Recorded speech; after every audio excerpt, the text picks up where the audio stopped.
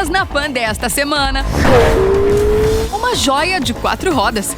Conheça a nova McLaren W1, a hipermáquina de 1.275 cavalos, que custa mais de 2 milhões de dólares. Tem também Fórmula 1. Rodrigo Lamonato faz um balanço da temporada.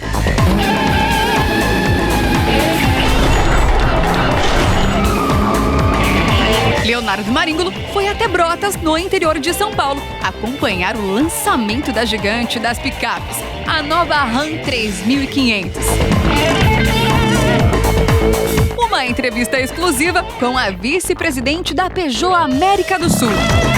E o lançamento do documentário João Bike Show Mendes, uma homenagem à era de ouro do motociclismo. Tudo isso e muito mais agora com o nosso piloto Alex Rufo no Máquinas da Pan.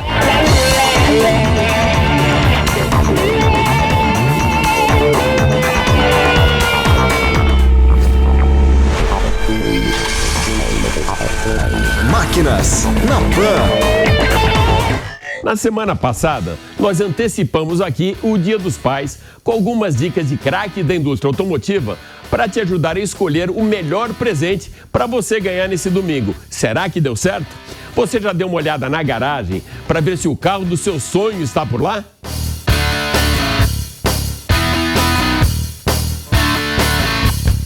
Bom, caso não esteja, fica aqui agora uma dica de última hora, ou para o seu filhão ou para a sua filhota, deixar você muito feliz. O McLaren W1.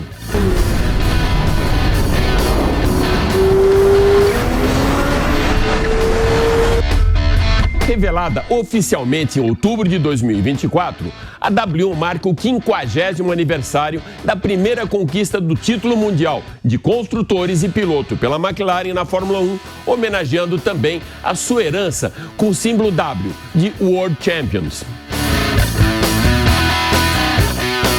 Com produção limitada a apenas 399 unidades e todos já vendidos, a W1 reafirma a sua posição como meta final da engenharia automotiva moderna.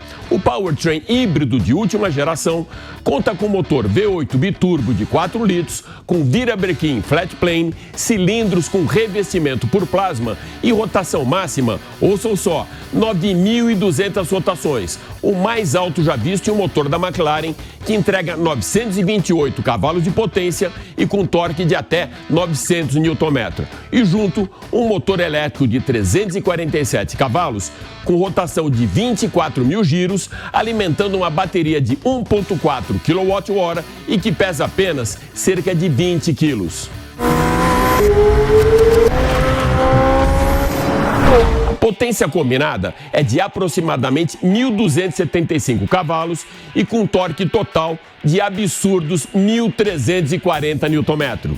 Essa hipermáquina vai de 0 a 100 em 2,7 segundos, de 0 a 200 em 5,8 e de 0 a 300 em apenas 12,7 segundos. A velocidade máxima é limitada eletronicamente a cerca de 350 km por hora e seu peso seco estimado em 1.399 quilos. A relação peso-potência realmente impressiona, 911 cavalos por tonelada, e produz até 1.000 quilos de downforce em alta velocidade, graças à aerodinâmica ativa, incluindo o sistema Active Long Tail de asa traseira ajustável e efeito totalmente inspirado na Fórmula 1. O chassi monocoque Aerocell, construído em carbono pré-impregnado, é inspirado naquela tecnologia de corrida, ultraleve e com piso rebaixado para maximizar o fluxo de ar e também o comportamento dinâmico. A suspensão com design freak, front and rear interconnect cab control, tem barras de titânio, inovações de geometria e amortecedores internos, normalmente restritos aos carros da Fórmula 1.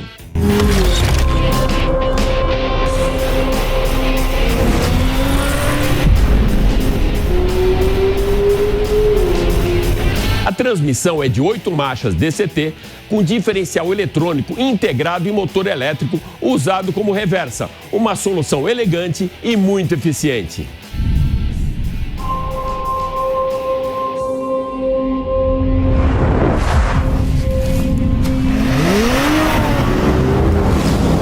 O design chama atenção com portas tipo Gullwing e detalhes aerodinâmicos estreitamente integrados à carroceria para reduzir o arrasto e reforçar a estabilidade. O interior é focado no condutor, com ergonomia aprimorada, visibilidade superior e materiais sustentáveis ultraleves que combinam tecnologia, conforto e leveza estrutural. Essa edição limitada e muito exclusiva reforça a sua aura de objeto cult entre colecionadores e entusiastas de supercarros. Já prepara então o bolso do filho e aumenta a mesada, senão vai ficar realmente muito difícil pagar 2,1 milhões de dólares para fazer cara de surpresa ao ver essa joia de 4 rodas estacionada na garagem da sua casa.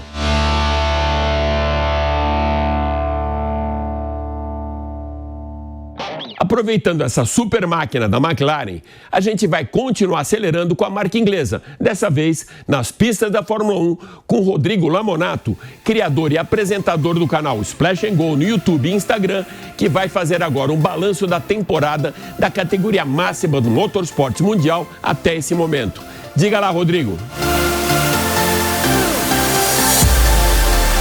Metade da temporada da Fórmula 1 já foi, entramos na segunda parte do ano e o Máquinas na Pan me pediu para fazer um balanço do que vimos até aqui. Temos uma turma que está melhor, McLaren, Williams e Sauber. Uma turma ou uma equipe que escorregou no tomate, um tomate vermelho, a Ferrari, e outra equipe importante que despencou de desempenho, a Red Bull. Tem quem esteja na mesma ou perto disso, como a Racing Bulls e a Haas. E uma turma com a luz vermelha de alerta acesa, Aston Martin e a Alpine. Na ponta, a McLaren, que lidera o campeonato de construtores, vai levar o título entre as equipes. Isso é praticamente uma certeza a essa altura. E terá agora que administrar a briga interna, já que o título será disputado pelos seus dois pilotos. Lando Norris com seus altos e baixos, velocíssimo, mas menos constante que o outro piloto, Oscar Piastri, que com bem menos tempo de Fórmula 1 já mostra. Tem tudo para ser campeão, se não já nesse ano, num futuro muito próximo. Na Red Bull de Max Verstappen, o império se desmancha e a queda de Christian Horner é um caso a ser estudado, com muitos motivos. E o último prego no caixão foi batido poucas semanas atrás. Será que eles vão virar uma equipe de meio de grid com um imenso desafio de fazer os próprios motores em 2026? Já a Mercedes, em termos de desempenho, andou de lado, mas sente as dores de ter trocado um heptacampeão, Hamilton, que foi para a Ferrari, por um novato, Andrea Kimi Antonelli, que comprovadamente tem velocidade, mas também comete muitos erros. E vê no outro carro George Russell florescer, amadurecer e deixar claro, pode sim ser campeão mundial se em algum momento tiver carro para isso. Mas a grande decepção na ponta de cima, sem dúvida, é a Ferrari, que, com todo o agito causado pela chegada de Lewis Hamilton naquela que é possivelmente a maior transferência de um piloto na história da Fórmula 1 e tendo terminado o ano passado brigando pelo campeonato contra a McLaren nos construtores até a última prova do ano, parecia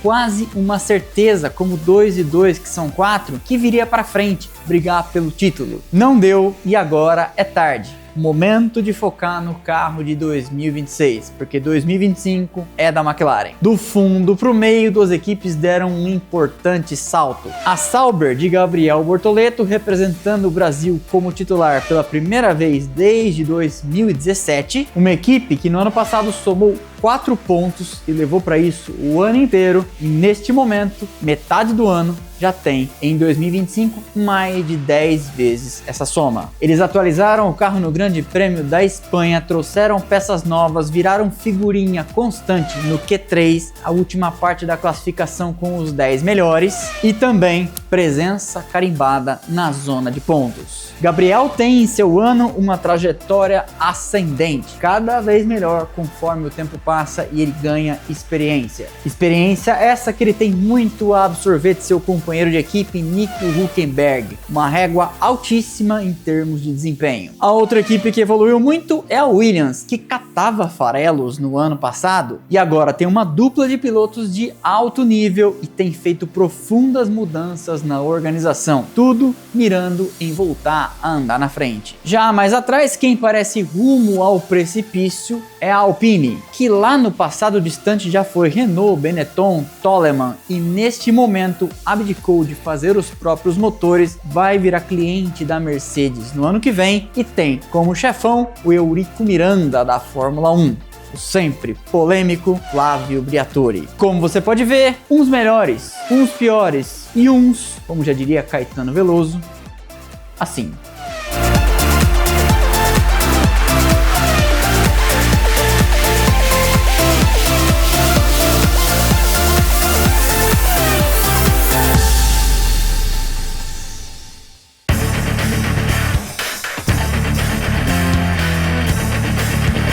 Alex, muito legal esse comentário aí do Rodrigo sobre Fórmula 1 e também sobre a nova McLaren W1.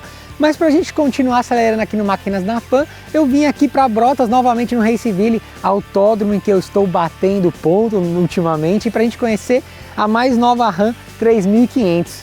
E olha, eu fico pequenininho aqui do lado dela, viu? Bora lá comigo que eu vou te mostrar um pouquinho mais.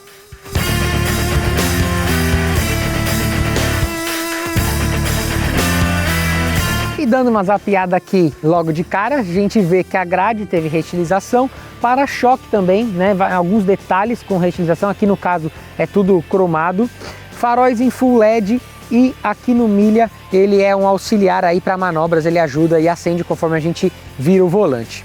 Vindo aqui na lateral, a gente vê essas novas rodas aro 18, então é um novo desenho também aqui para a nova Ram 3500. Aqui na lateral a gente vê que o espelho retrovisor não é nada pequeno, né?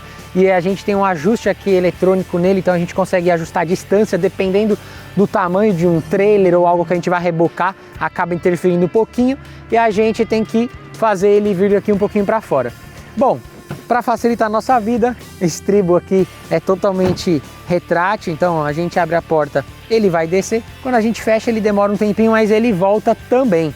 Uma coisa muito legal aqui também é a Ram Box. Então a gente abre ela aqui, ó, tem um bom espaço, a gente tem tomada, a gente tem uns botõezinhos aqui dentro também para escoar a água aqui. Então a gente pode pôr gelo, enfim, botar aqui bastante coisa em uma viagem. E isso é legal porque aproveita muito aqui da lataria, né? Então a gente aproveita muito aqui o espaço que tem na lataria. Vindo aqui para trás, eu já deixei aberto para vocês darem uma olhadinha, mas a gente tem uma escadinha, né? Precisa facilitar a nossa vida aqui, ó, na hora de subir aqui nessa caminhonete que é muito grande, é uma das maiores, inclusive acho que é a maior que eu já testei aqui no Máquinas. E vindo aqui ainda atrás, a gente tem lanternas em full LED, os sensores do tráfego aqui que a gente não tem o alerta de ponto cego, eles ficam aqui, na verdade aqui atrás, né? O alerta de ponto cego, ele identifica a partir aqui desse sensor. E aqui na caçamba, a gente tem aqui um pouquinho mais aí de 1.200 litros de capacidade, tem bastante espaço com um trilho aqui para a gente organizar, então a gente consegue jogar ele para frente e para trás. Aqui a tampa a gente consegue soltar ela numa boa, mas na hora de fechar ela também não é nada pesada. Então aqui um pouquinho externo da Ram 3500 Longhorn. Mas vamos lá dar uma olhadinha lá dentro e vamos ver o espaço que a gente tem, porque ela é grande, muito grande inclusive.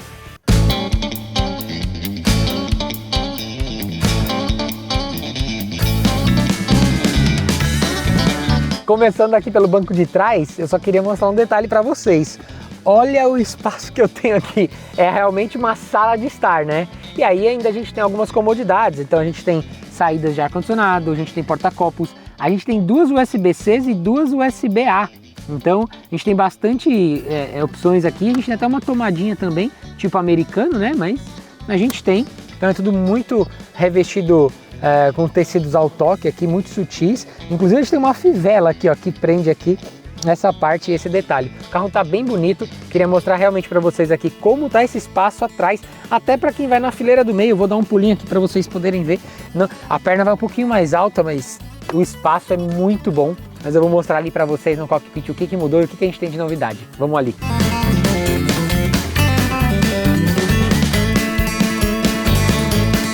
Aqui no cockpit a posição de dirigir é bem diferente. Para quem não está acostumado pode causar uma certa uma estranheza, porque o carro aqui é muito alto, ele é largo, é grande, enfim. Mas você se acostuma fácil, até porque a gente tem uma visão muito ampla aqui de tudo e muito do alto também, é bem legal. E o carro ele tem bastante tecnologia. Ele conta com 3 telas, então a gente tem o cluster, a multimídia e a terceira tela ali do passageiro. O cluster aqui a gente tem um pouco mais de 12 polegadas, aqui na multimídia, nessa versão, um pouco mais de 14, e ali na terceira tela a gente tem na faixa aí das 10 polegadas. Bom, aqui na frente também a gente tem USB de sobra, então a gente tem mais 3 USB-Cs, 3 USB-A, HDMI, né? Então esse HDMI é possível a gente plugar, um pendrive no caso, né? Mas um notebook, um videogame, enfim, espelhar ali na terceira tela para quem tiver de passageiro pode ir assistindo um filme com algum fone Bluetooth conectado sem interferir na caixa de som do carro. Isso é bem legal, é bem diferente, né? Então vai fazer uma viagem longa aí, você consegue bastante no conforto.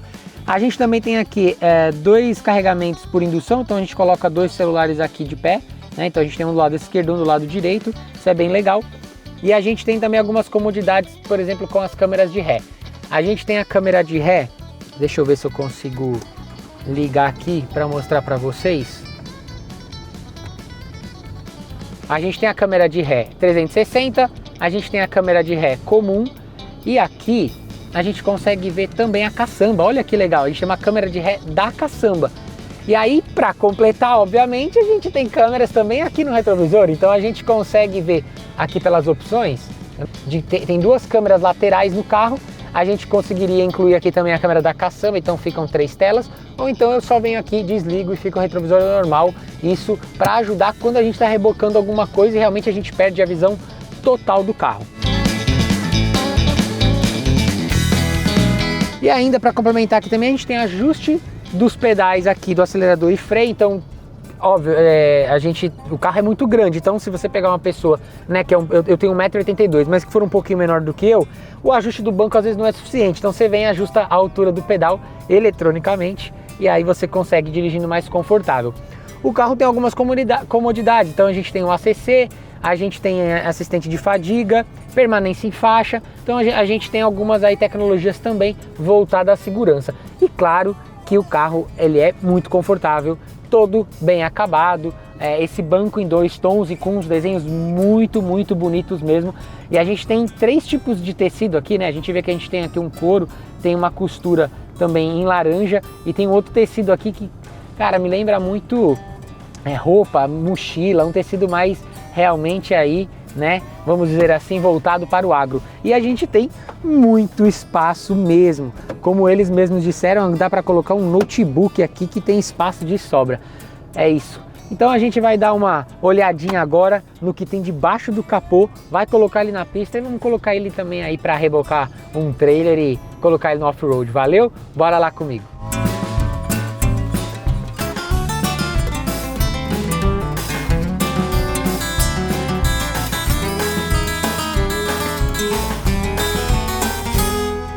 Que a bordo da Ram 3500 a gente tem esse ar de grandiosidade, né? A gente tem um motor 6.7 litros com 6 cilindros em linha, a gente tem 436 cavalos com 149 kg de torque, que é bastante força, né?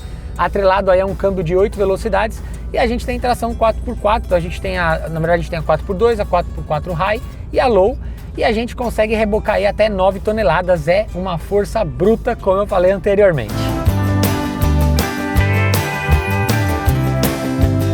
Essa então foi a Ram 3500 Longhorn, a picape aí topo de linha da Ram. E ela vai chegar aí na casa dos 680 mil reais. O que vocês acharam? Cabe aí na garagem? Eu vou ficando por aqui e até uma próxima. Valeu!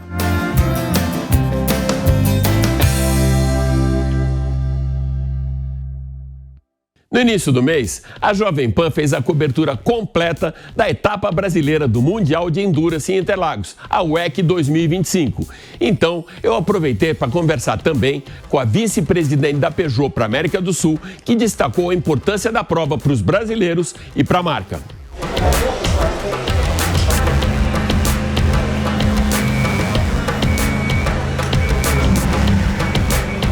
gente saber de toda a importância que uma marca tem numa prova tão icônica como as 6 horas de São Paulo, a gente vai conversar com a vice-presidente da Peugeot para a América do Sul, Fabiana Figueiredo. Tudo bom, Alex? Prazer é todo meu. Obrigada pelo convite. Sabe que esse é um daqueles únicos momentos que o barulho não incomoda, né? O barulho traz uma música para quem é apaixonado por automobilismo.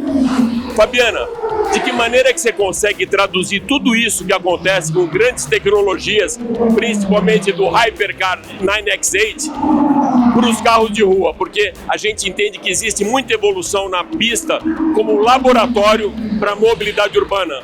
Perfeito, Alex, é bem isso. Quando a gente olha para o Hypercar, a gente consegue ver todo o design que a Peugeot trabalha em todos os seus carros, além de tecnologia e a experiência de dirigir. Eu diria que o Hypercar, hoje, é o ápice da experiência que a gente quer oferecer para os nossos clientes. Né? Então, tudo isso, de alguma forma, a gente materializa nos nossos carros. Né? Então, quando você fala da experiência de dirigir, a dirigibilidade dos nossos carros com o iCockpit, ela é muito elogiada pelos nossos clientes. Né? As tecnologias que a gente traz também e o design que sempre foi um sucesso da Peugeot historicamente. Existem provas muito icônicas, como 24 horas de Le Mans, como o Sebring e também Nürburgring. E hoje, pra gente, isso aqui é um momento muito especial de ter as 6 horas de São Paulo. De que maneira também que você consegue fazer ativação de tudo que a gente vê por aqui com o público e também com concessionários, com jornalistas e pessoas que visitam aqui o teu stand? Então, Alex, isso aqui é uma oportunidade incrível pra gente como marca, né? Porque além de ser uma experiência muito gostosa, né, que todo mundo se diverte, o automobilismo sempre foi muito forte no Brasil. Então, ano passado foi o primeiro ano, né, que o WEC voltou ao Brasil, mas a Peugeot decidiu voltar para o WEC em 2022, depois de anos de ausência. Então, a gente ter essa etapa no Brasil é uma oportunidade de a gente mostrar para as pessoas a força da Peugeot no automobilismo, histórica também, né? Muitos anos de Le Mans, carros icônicos da marca, e a gente conseguir oferecer isso para esse público, né? Oferecer a oportunidade deles verem isso de perto, é muito especial. Muito obrigado por estar com a gente na Jovem Pan. Obrigada pela oportunidade.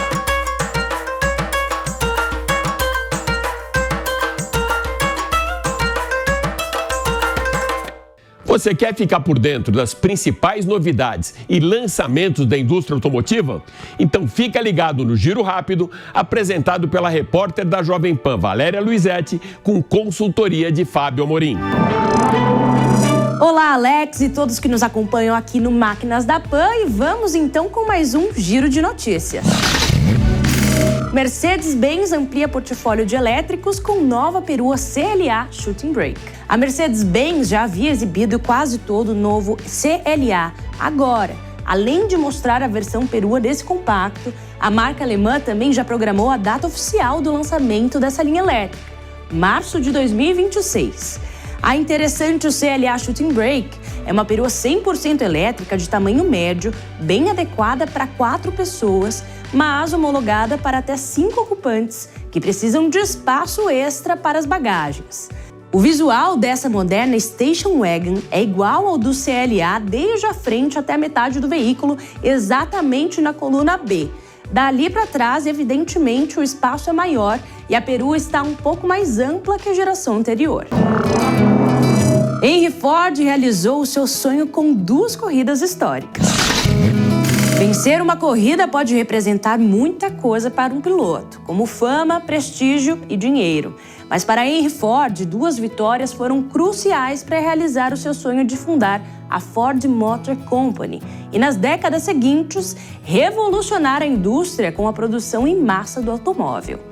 Com a ajuda de uma equipe de engenheiros, Ford construiu um veículo rápido, batizado como Sweepstakes, e o inscreveu numa corrida patrocinada pelo Detroit Driving Club em 1901.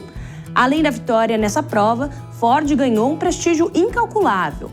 Um carro projetado e construído por Henry Ford tinha vencido um Winton, o melhor automóvel dos Estados Unidos. Em poucas semanas, a Henry Ford Company foi criada e, na sequência, projetou mais 2 carros de corrida.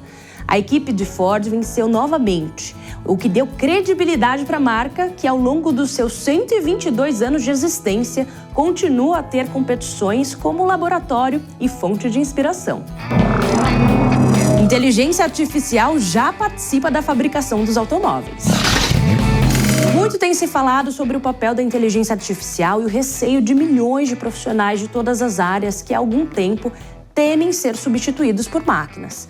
Existe um certo exagero na precocidade dessa possibilidade. É bom lembrar que a IA foi criada por humanos e, pelo menos por enquanto, ainda não funciona ou evolui de maneira autônoma. No universo automotivo, ela já está presente em diversas etapas, principalmente na pré-produção. Para se criar qualquer automóvel que será fabricado em larga escala, existe antes de tudo uma conversa entre diretores de uma marca que ali discutem detalhes de mercado, foco nos carros da concorrência, custo de produção, público-alvo, preço final, dentre outros detalhes. Após esse resumo, engenheiros e designers começam a agir. Esboços em antigas pranchetas com lápis e canetas nanquim, pequenas maquetes moldadas em argila exibem as primeiras ideias que vão sendo eliminadas até a chegada de um protótipo do tamanho real, na proporção de 1:1. A partir daí, estudos aerodinâmicos são aprofundados e aspectos de ergonomia, arquitetura interna, estrutura eletrônica e de motorização vão se fundindo num rascunho final e só então entra em fase de testes para consolidar-se num novo lançamento automotivo. Vale lembrar que tudo isso foi criado por algum cérebro humano e genial, assim como o nascimento e o aperfeiçoamento da inteligência artificial surgiram de uma faísca da sabedoria de alguma pessoa de carne e osso.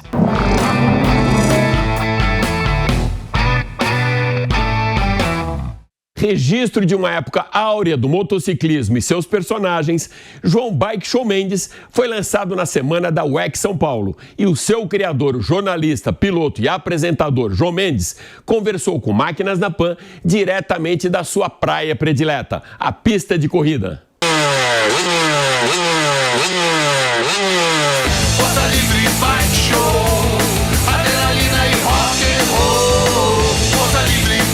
E diretamente das 6 horas de São Paulo da WEC, eu tenho aqui um parceiraço de corridas, mas com uma história um pouco diferente do convencional. Você sabe que 24 Horas de Le Mans tem 2 caras que já foram cobrir mais do que eu, o Henrique Neves e esse que está aqui do meu lado, eu acho que foram umas 12 ou 13 vezes, João Mendes, que está lançando um livro muito legal sobre o universo das duas rodas, João Bike Show Mendes, é isso, né? É isso aí, é um livro que conta a minha história no motociclismo, porque o Bike Show foi um programa pioneiro. Foi o primeiro programa a mostrar motociclismo toda semana na televisão, todas as modalidades do motociclismo. E aí, como pioneiro, eu acabei vivendo muita coisa. E vivendo uma época áurea, principalmente do motocross e do supercross aqui no Brasil. Aí eu botei as minhas histórias, que começa no meu pai, no meu avô que andavam de moto. Eu juntei as histórias do programa. É um livro que tem 256 páginas, tem mais de 500 fotos e 60 QR Codes para você ver vídeos de competições dos anos 80, do programa, anos 90. Você vê a história, você vê o campeão falando, dando depoimento e você tem condição de ver o vídeo da corrida. Isso é muito legal. Que legal, realmente um mergulho no universo das duas rodas. Então essa história começou com você, depois do seu pai, mas com você foi nos anos 80, é isso? O programa era dos anos 80? É, o programa... O meu pai sempre andou de moto, eu sempre escutava as histórias do meu pai e do meu avô de moto, né? Quando eu nasci, eu andava de lambreta com meu avô desde pequeno. E então, logo que eu tive 18 anos, antes eu já andava de moto, né? E eu sempre tive vontade de botar um programa na televisão, porque eu via programa de surf, programa de outros esportes. Eu falei assim, o motociclismo também merece um programa, e eu corri atrás. Me falaram que eu era meio maluco, mas depois eu acabei botando o programa no ar e o programa deu muito certo. E teve várias empresas multinacionais que participaram, empresas que nunca tinham, por exemplo, a Castrol nunca tinha produzido um comercial de óleo de motocicleta e acabou patrocinando meu programa e produziu um comercial. E tem tantas histórias divertidas. Conta uma engraçada pra gente pensar daqui do livro. Tem muitas histórias. Uma engraçada é que, como eu fazia esse programa de moto, eu fiquei meio estigmatizado. Tem um cara lá no Rio de Janeiro que é o cara das 2 rodas. E me contrataram para fazer um comercial de um jogador de futebol. E ele só tinha um dia que ele estava passando no Rio de Janeiro. Eu dei um orçamento. Aí dei o orçamento. Depois que eles fecharam o orçamento comigo, eu falei assim, olha, você produz, você faz tudo. Faço sim, um dia faço sim, o cara é o Pelé, que ele está aí de Nova York, mas vai embora amanhã, você tem que dirigir o Pelé, você tem que fazer tudo. Tudo bem, eu produzi tudo, arrumei um campo de futebol chique, arrumei tudo legal. E o pessoal da agência, era aqui de São Paulo, falou comigo só por telefone. Tomaram o avião, foram lá ver a gravação. Quando eles chegaram lá, eles pensaram assim, mas quem é o tal do João Mendes? É aquele garoto ali, que é o João Mendes, que está fazendo tudo, que manda, que é o cara. Eu falei, aquele cara ali, deu muito certo. Foi um comercial para a Copa de 86 da Monarch Barra Circular, com o Pelé. Sensacional, meu amigo. Onde a gente encontra o teu livro? Esse livro está à venda na livraria do Farol Santander, lá no centro, onde a gente fez um lançamento para convidados no início, para a Yamaha, que patrocinou, e ele é uma produção do Moto Story, do Carlãozinho Coachman, que fez um super trabalho gráfico maravilhoso, e o livro agora registra essas histórias, esses momentos do motociclismo que são meus, mas também são de muitos pilotos, de muita gente que fez e aconteceu em 2 rodas.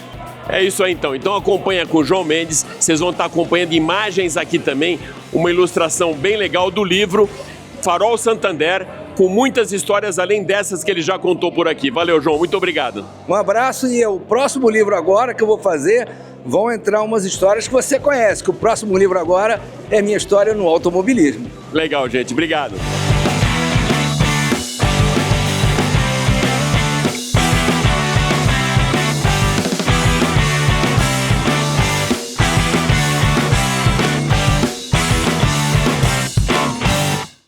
É isso aí. O Máquinas na Pan dessa semana fica por aqui. Mas vai lembrar que você pode acompanhar o nosso programa em vídeo pela TV Jovem Pan News e pelas plataformas digitais da Jovem Pan.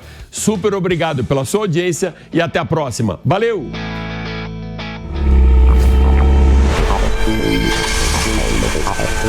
Máquinas na Pan. A opinião dos nossos comentaristas não reflete necessariamente a opinião do Grupo Jovem Pan de Comunicação. Realização Jovem Pan.